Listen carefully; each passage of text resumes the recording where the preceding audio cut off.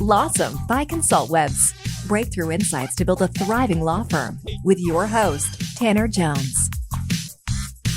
Welcome back, Lawsome listeners. Today on our show, we're talking with Robert Weiss, president of MultiVision Digital, a web production company and website video marketing group specializing in developing and executing video content marketing strategies to increase sales, lead generation, and client loyalty.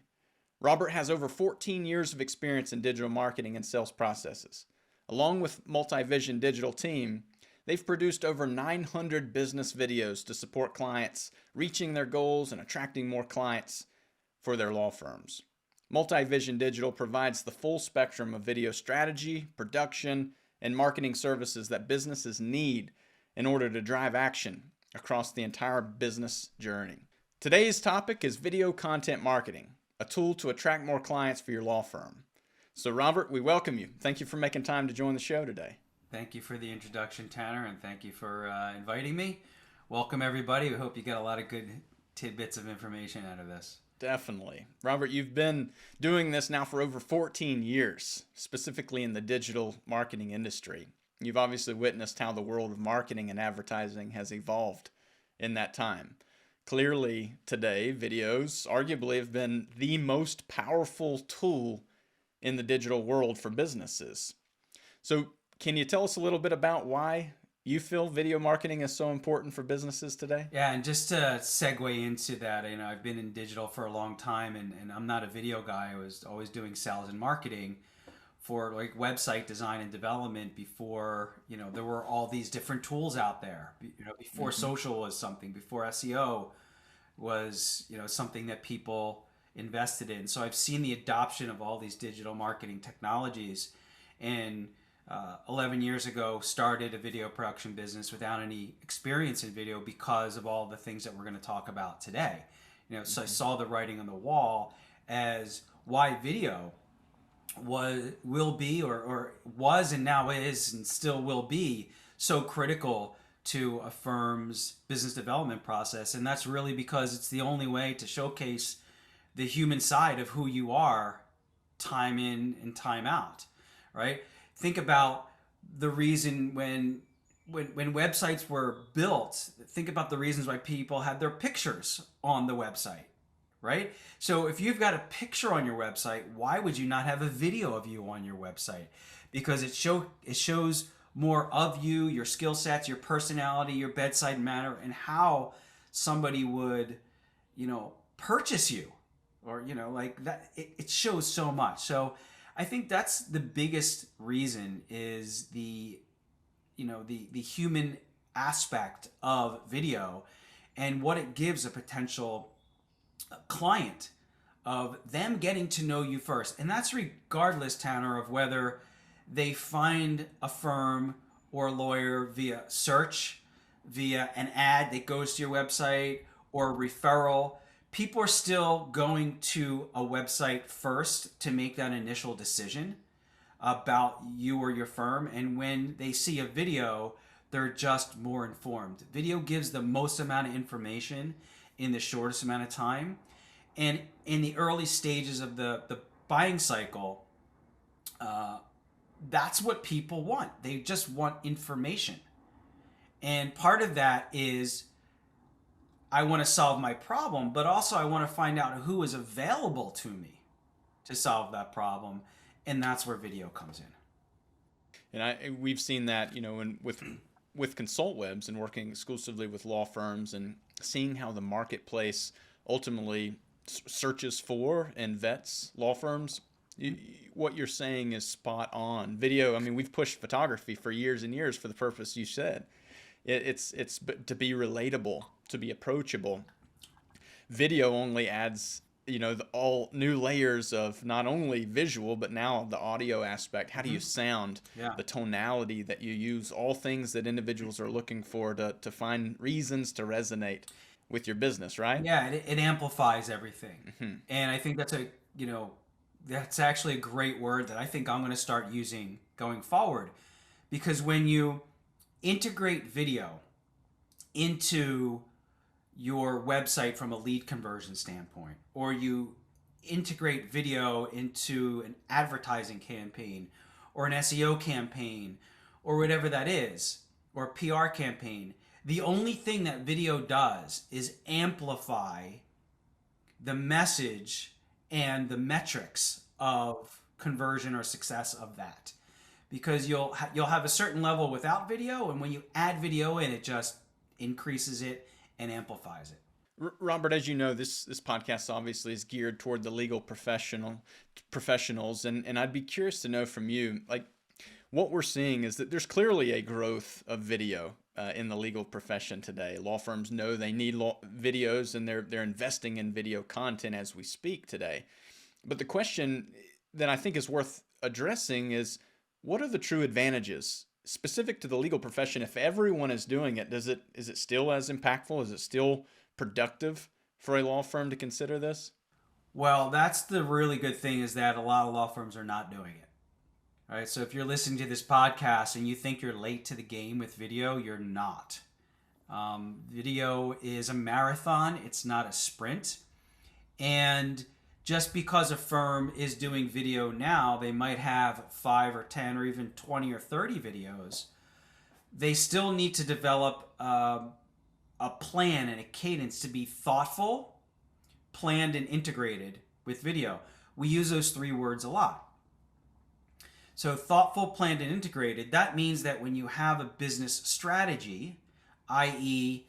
you're developing a new practice, or you're developing content for that practice, or you're opening up a new office, or advertising versus SEO, or 2 different business strategies.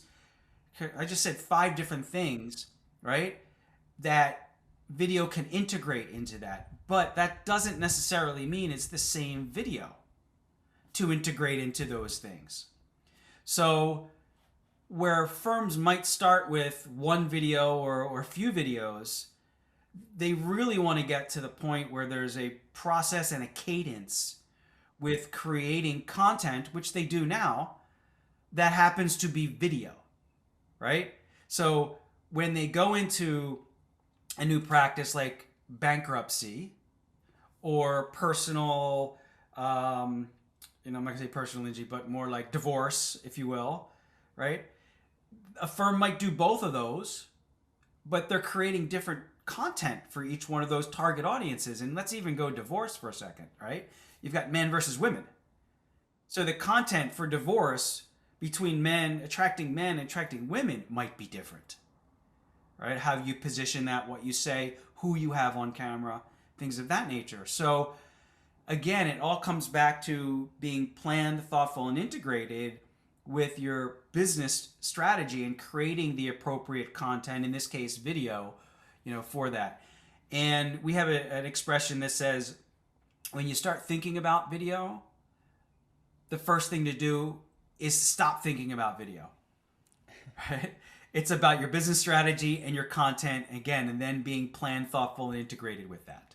I think that's a solid place to start. I mean, and that's where it often, when lawyers start dealing with, thinking through, all right, this topic versus this topic, it can get so overwhelming that one of the more common responses to that is, well, I'm just going to focus on something I know, and it's easier to practice law because that's what I've always done. And what you're suggesting is that it can be maybe not as easy as practicing law to you if you've been doing it for years, but it can be a formula just the same.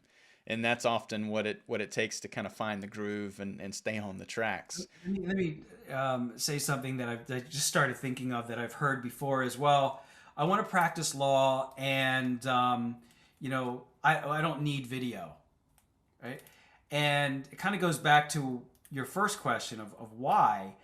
But think about a world without video, is that the partners will get referrals and then they'll meet with a client face to face, right? That will still happen even with video. But what video will do is actually get more of those face-to-face interactions, because people will see you before. They'll kind of try you out. They'll get comfortable with you. They'll be convinced that I want to talk to you, and then pick up the phone or fill out a form. And that level of familiarity and personal connection has already been sowed a little bit.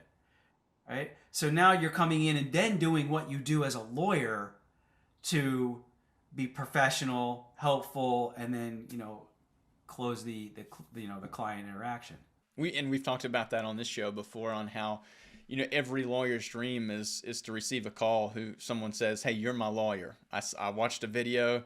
You spoke, directly to me, and this is everything I needed to hear in this moment. So, how do I sign up?" That's the idea, is removing the friction of that buyer or consumer journey. And that's exactly what you're hitting on here, Robert. I'd like to dig in a little further on this too, because some may be hearing this and saying, "Yes, of course, I know I need video. You've given me some general direction on getting started, but where specifically do I start? What type of video do you think is the top recommendation for the legal profession right now? If I haven't started on any video whatsoever, where's the best place to start?" So I already gave that answer, which is the first thing to do when you start thinking about video is to stop thinking about video. Again, I'll go the bankruptcy or divorce, right? Which practice area is more important to you? Maybe you're doubling down on one, or maybe you're trying to gain market share in the other. That's your answer, right? So therefore, you have one practice area. Then what do? Do you want to create content from an SEO standpoint, or do you want to go advertise on TV or advertise on a bus, poster or something like that? P.S. You can put a QR code on that bus poster and say, "Get the video." People will scan it now. It's a great way to bridge the traditional advertising with the digital video, whether that's on a magazine or some type of paper. Or again, are you going to do a postcard mailing? Integrate video into that. So it all comes into what is your business objective, what are you going to do, and then create the right video content for that specific business objective. Again, going back to bankruptcy or divorce, completely different forms of content, that you might create there, right? So that's kind of what I would say to that. And once a law firm decides to actually get rolling and implementing video as part of their marketing strategy, the results, that's one thing that often you probably get asked this all the time. What can I expect? How are we going to track results? What's the best way to be able to evaluate the end result? Even if it has, if the video has a lot of viewers, lots of views going, a view count increasing week after week, month after month, doesn't always necessarily mean it's converting users into clients or even reaching the right audience.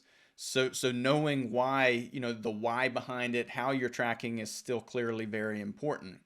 What key points or key point indicators, KPIs, if you will, should be evaluated or taken into consideration in this process of measuring the results of video? So let me start that answer with expectation for who's ever watching this or listening to this. If you're just getting started now, if you've never done video, or maybe you've done a little bit but not really had any plans or strategy, again, thoughtful, planned, and integrated, it will take you 2 years to get this down, right? In terms of understanding how the production goes. And that starts from the messaging standpoint to the production to the post-production. So you have the videos, and then going to market with those videos, which you might do right the first time, you might not do right. Okay, we have those services, but not everybody utilizes those services. And then you have to do it again. Well, you're going to do it the second time better than you did the first time, but you still might not get it right, right? So this whole kind of learning curve is going to take you 2 years from kind of start to finish a few times till you actually understand it. So once that's done, the views, obviously, most people will start with YouTube and host it there. Although there are other online video platforms out there that you pay for that can integrate into Salesforce, that integrate into other forms of email marketing, right? So there's some sophisticated ones that you pay for, but most people will start with YouTube because it's ubiquitous, it's agnostic, device agnostic, you get it from anywhere, it's easy, and you can embed that stuff on your website. So the view count is certainly one of the metrics, right?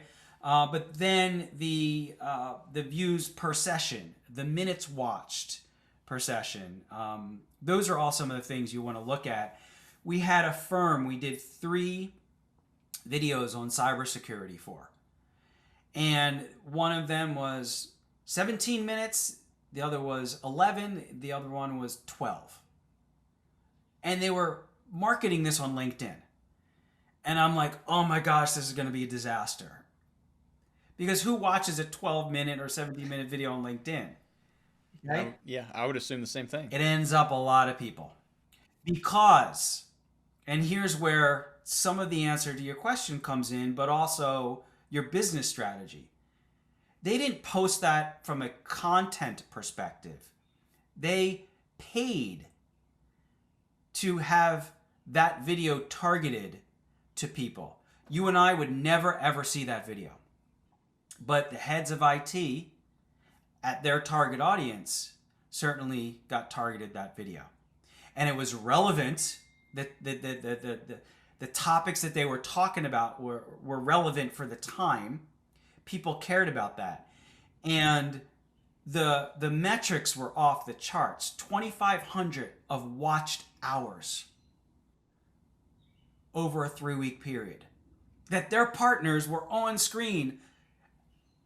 You can't, like, that was amazing, right? Results. And I actually have to circle back with them to find out like what the actual like phone calls were. But the engagement in the viewer was off the charts. I think the big point that I'm hearing you say, Robert, is that it's much like before. It all depends on the strategy. The strategy, the implementation, all of that should ultimately determine how you're evaluating the results, and not view count. Certainly very well could be a metric that you keep an eye on. But there are other metrics to monitor depending on the video itself. And we find the same thing. In many instances, video is one of the more challenging marketing tools if you're looking for direct, one-to-one attribution. And so that, I think what you're saying, it resonates well with me and my experiences with other law firms. I think another piece that law firms are going to ask themselves is, if I'm going to take time to do this, naturally, time and money are both investments. And so if you're going to take time to do this, you're ultimately taking time away from something else. So how can they ensure that what they're doing is going to be high quality enough that it actually helps to grow their business or attract new clients? What advice would you give there? Well, the high quality standpoint all depends on how they execute. And it is a function of budget, of not just the cameras and equipment, but the professional services that go along with helping their partners to be as professional on camera as they are in person, right? They can have the best camera, the best equipment, the best lights, and they suck on camera. Right? It comes down to somebody like me and working with them before all those cameras and lights are turned on. And then when they're on set, to be able to coach and direct them accordingly, right? That's part of something that a lot of people don't think about when it comes to video. So that's a key aspect. So I would implore people to think about the professional services that come along with the technical equipment. But then it goes to business strategy. So if you're going to make it an about us video, right, which I see a lot of firms doing, the corporate overview, the firm overview, like, quite frankly, who cares? Is somebody out searching for that problem? No, a firm overview is all about you. But the way video goes, that firm overview, that same investment, which should be a nice chunk of change because it's your firm overview, okay? You might be able to create 5 or 10 FAQ videos from that with that same investment that answer questions. So let's go back to the divorce practice and the bankruptcy practice. Maybe you get 5 videos each that are FAQ videos, which is somebody talking, answering common questions that people are searching for now because that's their problems. Mm-hmm. So the same investment that they would have invested in for that firm overview video, which talks about them, now they're getting like 10 FAQ videos across 2 practice areas that answer common questions that people care about. That, if you do it right, those questions might last for for 3, 4, 5, 6 years to come, which you can use in social. You can use on your website. You can use from an SEO standpoint. So therefore, that investment lasts for a long time, and video really, really is the gift that keeps on giving. It's a good way of looking at it, especially firms that are looking at it purely from the standpoint of results based, and if I give this, what can I get back? And on that topic, I know a lot of law firms are looking at it from a business standpoint, the ROI, return on investment. What can I expect? And so going through this and working with other firms on video content, you've obviously had experience in being able to evaluate the results and what to expect. From your experience, what does it depend on to have a solid return on investment when you're using video content to advertise? Well, again, that's what you said, advertise, which is different than SEO. Sure, absolutely, okay. Yes.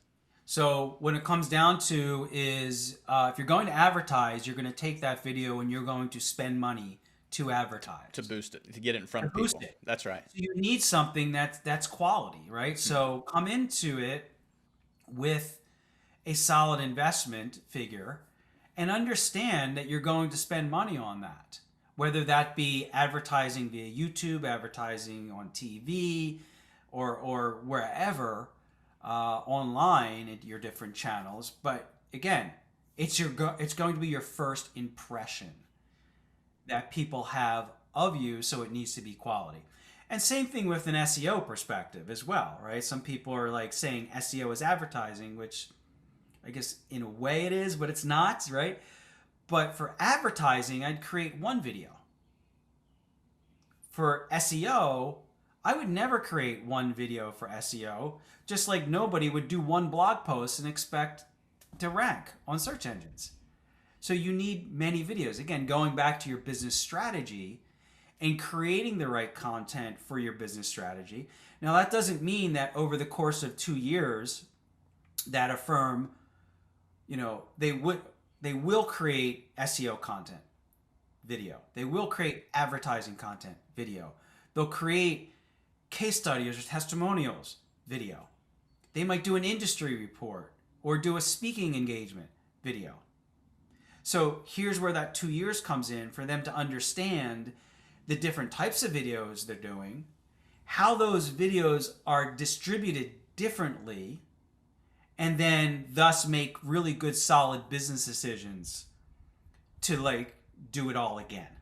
Based on what you've seen within the legal industry, do you feel like lawyers are on the right path from a video marketing standpoint, or do you see there being flaws within the industry in that respect?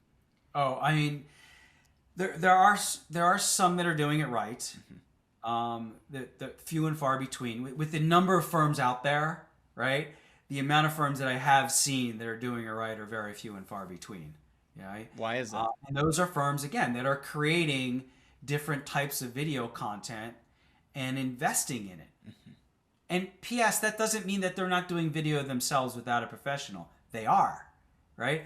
But through that 2-year process, you're going to learn how to do video, right? Just like, like this, you said, oh, we're going to edit this. So far, hopefully there's no edits there. We've done really well. But, your first couple of podcasts, maybe you didn't. But now, again, you've learned how to, create podcasts. And just, I guess I'm using that as an analogy to people will learn how to do video themselves. And that's part of their, their cadence.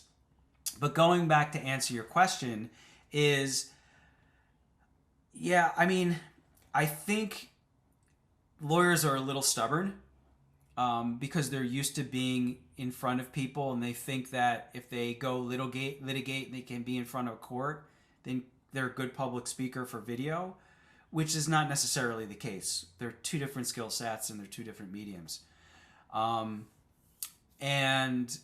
that's kind of where I'm seeing a lot of lawyers, or they think Zoom is good, right? Because it's the only thing that they can do, and it's video, right? There's different types of video for the right place at the right time. Well, and just in the example you gave of a client, putting up a 17-minute video on LinkedIn, in all my years of marketing experience, I would have immediately thrown up a red flag there. But the bigger point that you've stressed too is that a lot of this is testing the market and seeing how the market responds to the content and continuing to evolve the strategy. There is no one size fits all here. Would you agree? I totally agree. Yeah. Yeah. It's marketing, right? We all do things that have been a success and then have been an entire flop that we thought were going to be awesome, right? But we take those learnings and, we do better. But marketing is always about just being out there and trying to mitigate the risk and try to get the most return with those dollars. And sometimes we break even, sometimes we're below, and sometimes we're ahead.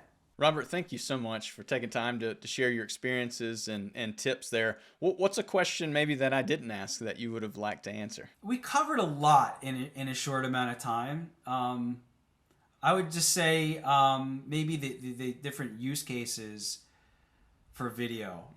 Again, if people are thinking just about one like firm overview, I would just say think about the content. Look at their website.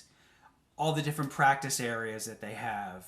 Are they doing pro bono, case studies? Are they doing industry reports? Firms are, of various sizes.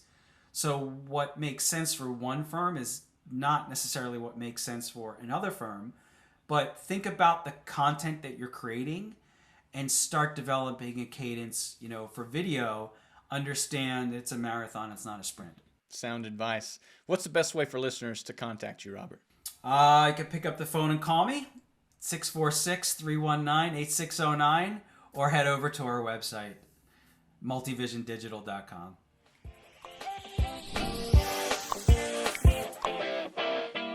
Lawsome by ConsultWebs with Tanner Jones. For show notes, links, and info, go to consultwebs.com/podcast. Be sure to subscribe and leave us a review. Watch for the next Lawsome episode to discover more breakthrough insights to build a thriving law firm.